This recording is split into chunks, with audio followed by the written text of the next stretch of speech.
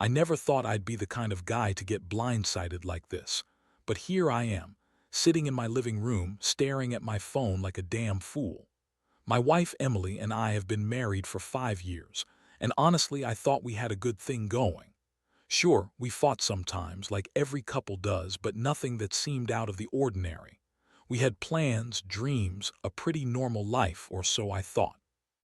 We're both in our early 30s, and she's a stunning woman, tall, blonde, with that sharp attitude that she's always had. She's always been a little bitchy about the smallest things, but I shrugged it off as her trying to be funny or just her personality.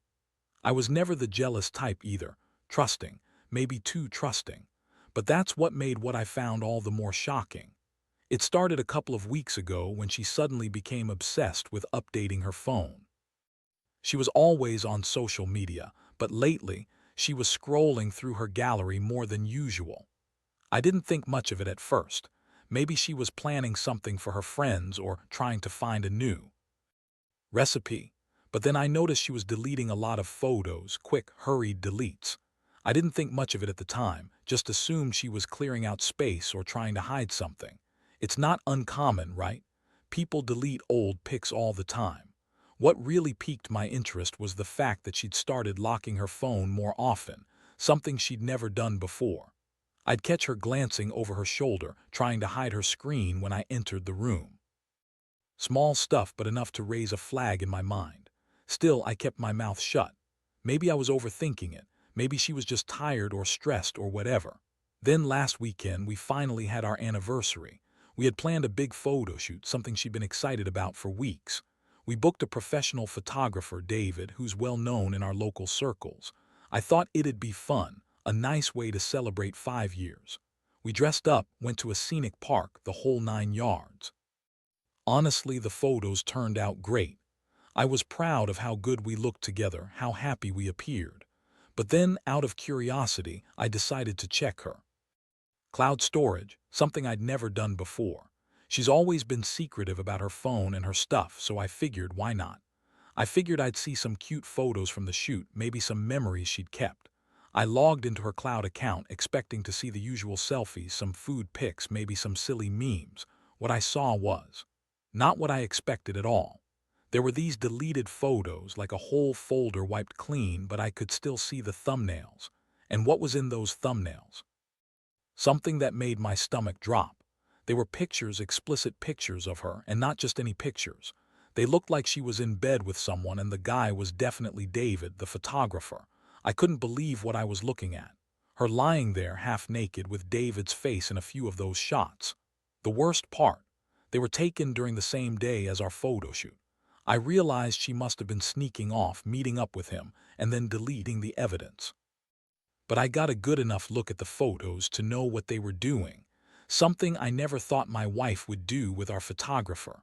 Of all people, I was stunned, blown away. I kept staring at those thumbnails, trying to process what I was seeing, trying to make sense of it all. I felt this surge of anger, betrayal, and helplessness all at once. My chest was heavy and my hands started trembling. I should have confronted her then and there, but I didn't. I just kept staring at the screen, trying to figure out what to do next. I knew I couldn't just ignore this. This wasn't some small mistake.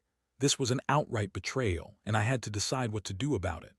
I sat there for a while, staring at the screen, my mind racing. My head felt like it was about to explode. I kept asking myself how the hell this could happen, how the woman I loved, the one I trusted with everything, could do something so damn gut-wrenching. I thought about all the times she claimed she was tired or stressed, all the little lies she told about where she was or who she was with. Turns out it was all bullshit. She had been sneaking around behind my back with David, the guy who was supposed to be just our photographer, not some lover, secretly bedding my wife during our anniversary shoot. I felt the rage building up, but it was mixed with sadness. I kept asking myself what I did wrong, how I missed the signs. She had been bitchy lately, snapping at me more than usual, but I brushed it off as stress or her period or some nonsense. I never thought she'd cheat. I mean, I always thought we had a good thing. So how did I miss the warning signs? Was I just blind, or was she that good at hiding it?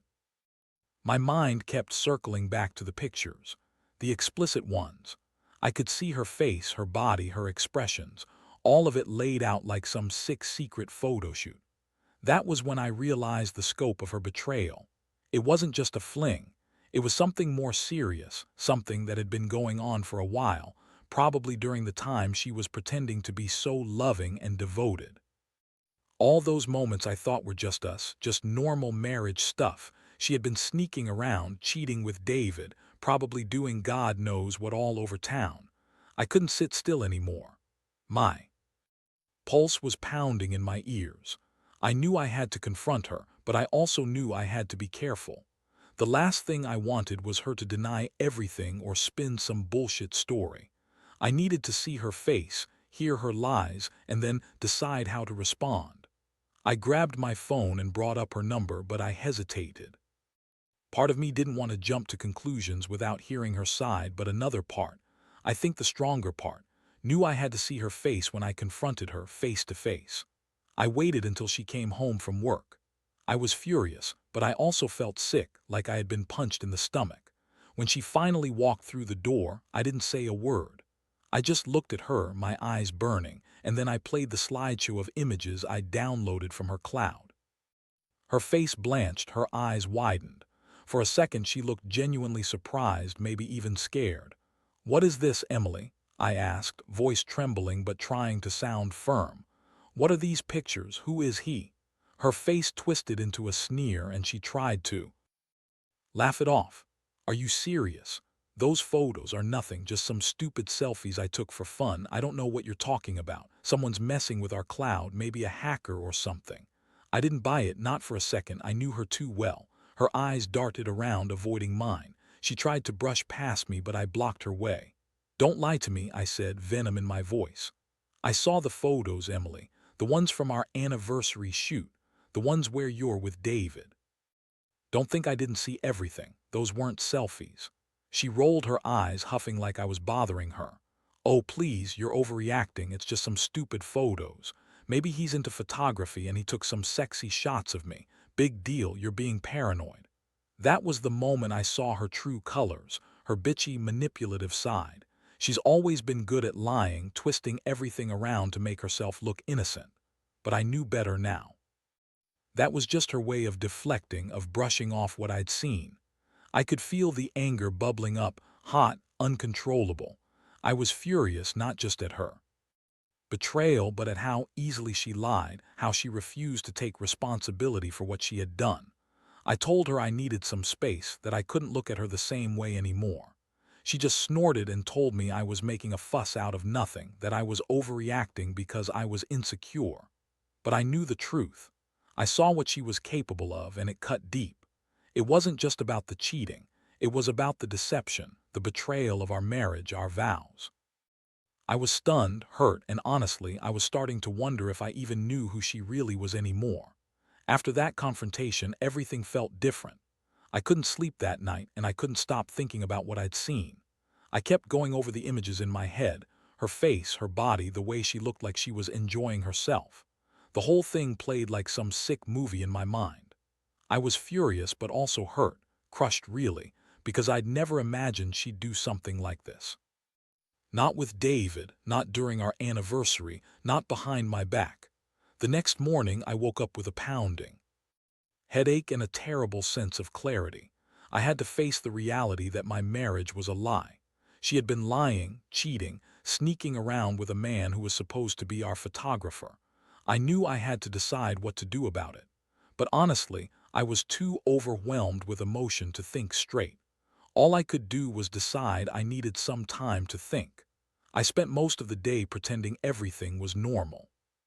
I went to work, tried to focus, but it was impossible with that image of her in bed with David burned into my brain. I kept asking myself what I had done wrong, if I missed some warning sign, or if I was just blind to her true nature. I kept telling myself I should have seen it coming, but part of me refused to believe that my wife, the woman I loved, could be capable of this kind of betrayal. By evening, I decided I couldn't just sit around and do nothing. I needed a plan, some way to get back at her, to make her understand that I knew her secret and that I wasn't going to let her get away with it. I'd always been the passive type, but this was different. This was personal. If she thought she could cheat on me and get away with it, she had another thing coming. I started looking into her phone and cloud storage more carefully. I knew I needed evidence, proof, something she couldn't deny. I wanted her to see the damage she'd done, to feel the weight of her lies. I knew I had to be smart about this. I didn't want to blow everything up before I had all the facts. I had to be methodical. So I set up a plan. An elaborate one, maybe a little obsessive, but I didn't care. I was hurt, betrayed, and well past the point of caring about her feelings. Over the next few days, I dug deeper into her cloud files, trying to find other evidence, texts, emails, anything that confirmed she'd been lying. And I did find more. Hidden messages, flirtatious texts with David, even some explicit chats that made me want to throw up. It was clear she'd been lying about her innocent behavior. She'd been sneaking around, hiding things, trying to cover her tracks, but she wasn't very good at it. I also discovered she'd been calling David separately, not just during the photo shoot, but even after, trying to arrange meetups. I caught a few messages where she was trying to hide their plans, talking about keeping this between us, or no one can find out. It was all laid out in black and white. I had enough evidence now to confront her again, but this time I wasn't going to hold back. I knew exactly what she was up to, and I wasn't about to let her spin her way out of it anymore. That night, I finally sat her down again. I was cold, calculated. I laid everything out, photos, texts, and all the evidence I'd gathered. Her face was a mix of anger, defiance, and that bitchy smirk she always throws on when she's trying to manipulate someone. She tried to lie her way out, saying she was just curious, that David was just a friend, that I was overreacting. But I wasn't having any of it. I told her I knew exactly what she'd done, that she'd been caught red-handed, and that I wasn't going to stand for this betrayal anymore. Her reaction was almost laughable. She called me crazy, said I was paranoid, and accused me of snooping because I didn't trust her. She looked right in my eyes and said she didn't know what I was talking about, that I was making up stories. But I could see the panic in her eyes, the cracks in her facade. She knew she'd been caught, and she was trying to pretend otherwise. That night, lying in bed, I felt a strange mixture of relief and rage. Relief because I finally had the proof I needed, and rage because of what she'd done to us, to everything we built. I realized I couldn't keep pretending everything was fine anymore. I had to decide whether to stay and fight for this marriage or cut my losses and walk away. The truth was, I was leaning toward ending it. I couldn't see a way back from this level of betrayal, not without some serious damage control and a lot of soul-searching. The next morning, I woke up feeling like I'd been hit by a truck. The weight of everything hit me all at once. Her lies, the photos, the texts. I knew I couldn't keep pretending like I didn't see what I saw. But at the same time, I was angry, so damn angry. I kept asking myself how I let it come to this, how I missed all the signs, how this beautiful life I thought we had turned into a complete nightmare overnight. I knew I couldn't just confront her again without a plan. If I did, she'd just deny everything, spin some ridiculous story, and I'd be back to square one. I had to get ahead of her, show her I wasn't going to be played anymore. My mind started racing, thinking about what kind of revenge made sense, how bad I wanted her to feel the same betrayal, same heartbreak I was feeling right now. I decided I'd take some time to gather everything. I needed a solid plan, proof she couldn't deny, maybe even something that would make her realize she couldn't get away with cheating on me. I spent the next couple of days methodically going through her devices, her cloud, her messages. I wanted to make sure I had everything, so she couldn't lie her way out of it. The more I uncovered, the more I realized just how deep this betrayal went. Meanwhile, she kept up her act, acting all innocent, bitching about how I was paranoid, how I was crazy for even suspecting her. She kept trying to dismiss what I'd shown her, calling the photos stupid selfies, and insisted that David was just a photographer she was hanging out with for work. But I wasn't buying any of her bullshit anymore. I saw her for what she was, a liar, a cheat, someone I no longer recognized. One night, I decided to call David myself. I needed to hear from him directly, what exactly was going on, why he was involved with my wife, and whether there was more I didn't know. I knew this might backfire, but I had to get some answers. I dialed his number, and after a few rings, he picked up. His voice was casual, almost dismissive. "Hey man, what's up? I didn't waste time. I know about you and Emily. I saw the pictures. I want to know what's going on." There was a pause and then he chuckled. "Yeah, I figured you'd find out sooner or later. Look, I didn't mean for it to get this messy. We're just, I do know, we're both tired of pretending, I guess. She's hot and I was just having some fun." Fun. That's all she called it, fun.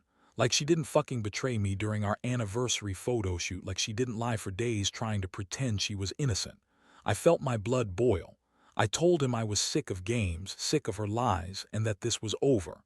I told him if he crossed any lines again, I'd make sure everyone knew exactly who he was. I hung up feeling an odd mixture of relief and pure rage. I knew I had enough evidence to end it for good.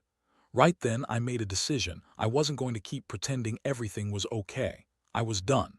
I couldn't keep living in this charade, this lie. She had broken something vital in me, and I had to decide how to fix it, if it was even fixable. The following day, I sat her down again. This time, I was cold, calculated, and fully prepared.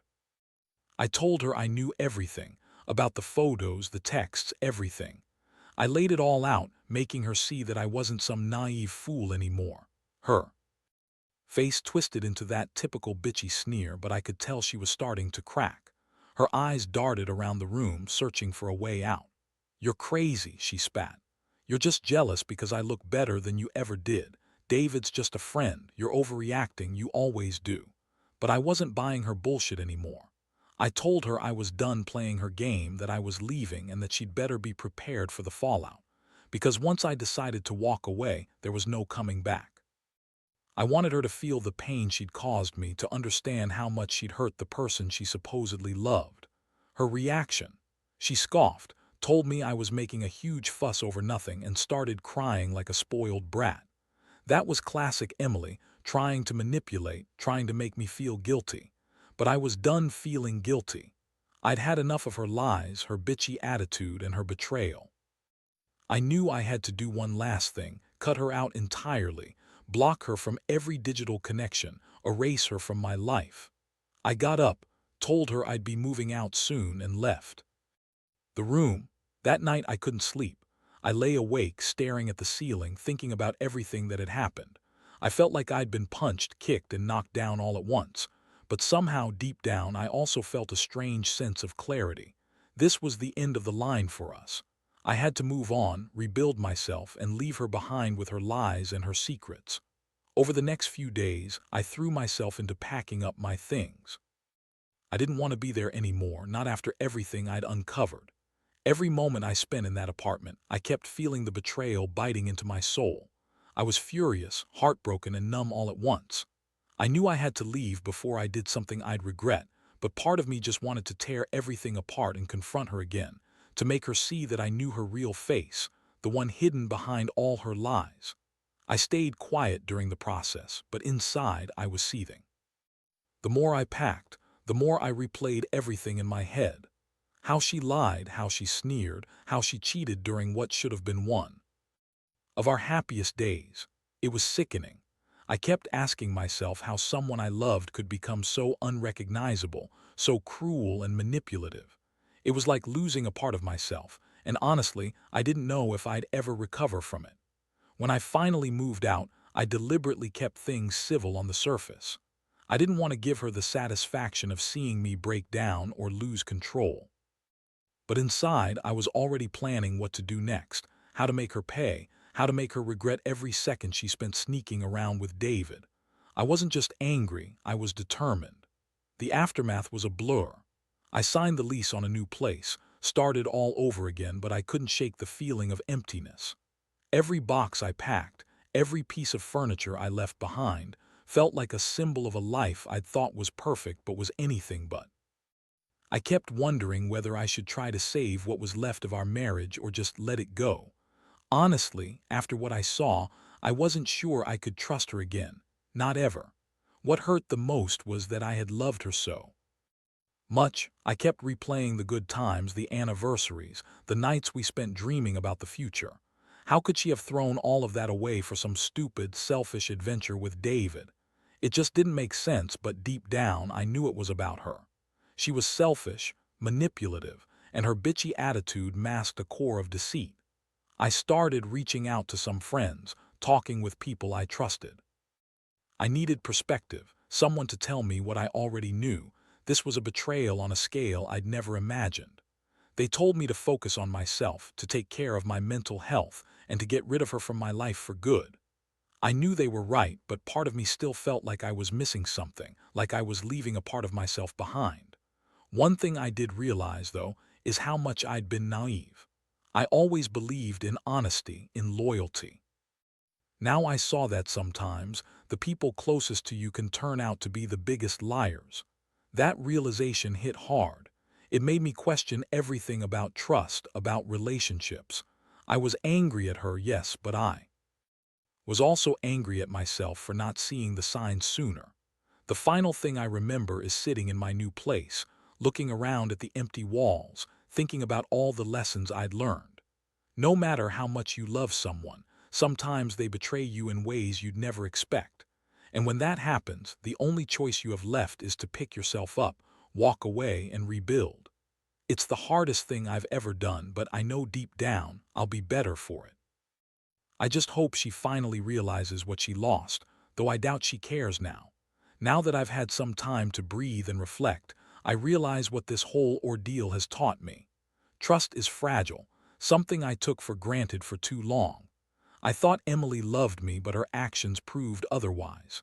She was selfish, manipulative, and more than willing to betray everything we built together. That realization cuts deep, but it also forced me to confront what I deserve from a partner: honesty, loyalty, respect. Walking away was the hardest decision I ever made, but it was also the best one. I don't regret it, even with all the pain and anger. I felt, if anything, I'm grateful that I found out the truth before I committed myself further to someone who only cared about herself. It's a brutal lesson, but it's one I needed. Now I know that sometimes you have to cut your losses and start over, even if it means feeling broken for a while. I've learned to value myself more, to recognize red flags earlier, and to trust my instincts. I don't think I'll ever forget what happened, but I will use it to build a better future. My advice to anyone who finds themselves in a similar situation: don't ignore the signs, don't make excuses, and don't stay just because you're comfortable. Sometimes, the pain of leaving is less than the pain of staying and pretending everything's okay. As for Emily, I honestly hope she figures out what she's lost, though I doubt she cares about the damage she caused. I've moved on and I'm slowly rebuilding my life. I don't know what the future holds, but I know I won't let someone else's betrayal define me. I'm stronger than I thought, and I refuse to let her, or anyone else, break me again. This story isn't just about betrayal. It's about finding the strength to walk away, to reclaim yourself, and to realize that sometimes the hardest thing is the right thing. I hope anyone reading this knows they're not alone, and that even during the darkest moments, there's a way forward. Trust may be fragile, but resilience is stronger. And in the end, you have to choose yourself, even if it hurts.